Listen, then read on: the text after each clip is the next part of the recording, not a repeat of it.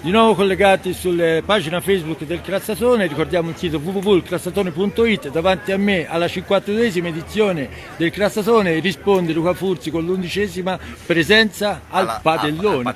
Certo. Tra l'altro Luca, te sei giovane, però la parola Crassatone, al di là di crastare o meno, venne fuori perché un vecchio sindaco disse: con tutte queste castagne si farà un Crassatone, e da lì nel 68 nacque tutta questa storia. Questa magica festa. Dove sei giovane, sei cresciuto, hai avuto questa fortuna di crescere, però oggi sei protagonista. Allora, vieni anche te. Allora, senti, come sta andando? Innanzitutto La festa sta andando bene, e anche il meteo è un classico clima autunnale, si sa, siamo in montagna, quindi ci sta. Però la festa sta andando bene, c'è molta gente, le castagne vanno per la grande, che quest'anno, ringraziando tutto, le castagne sono ottime perché il Cinipide è già andato.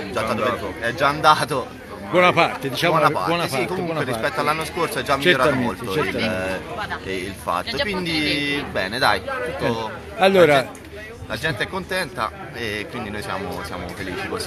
anche tu dici il nome e il cognome, così. Marco Costa, compagno di Luca, di avventura dietro questo dal padellone da tanti anni ormai, ormai è una passione, tramandare le tradizioni l'ho fatto. Ma che vuol dire stare lì tutto il giorno? Che vuol dire?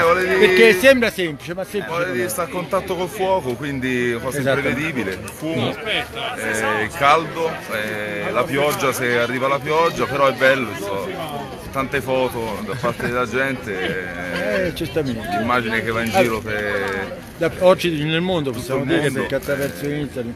Senti, ma come va? Quante castagne state dando? Allora, per ora abbiamo fatto intorno ai 3 quintali, 3 quintali. C'è il babbo che sta qui, sta scherzando. Sì. Chiamalo. Intorno a 3 quintali e mezzo, quindi diciamo possiamo essere contenti per essere a metà festa. No, siccome lui è il babbo, sì. allora io ho detto, lui è cresciuto, 52esima edizione, 11 anni al padellone, invece te quanti anni ci stato a questo padellone, da cui tante crastate fecero il Crassatone? Da quando hanno preso in mano le contrade sicuramente se non era il padellone, i funghi fritti o quello che era da fare nelle cantine, nelle stanze. Allora fate uno spot per far venire la gente, in tutto per Castagnaio ovviamente, allora, fortunatamente certo. autunno.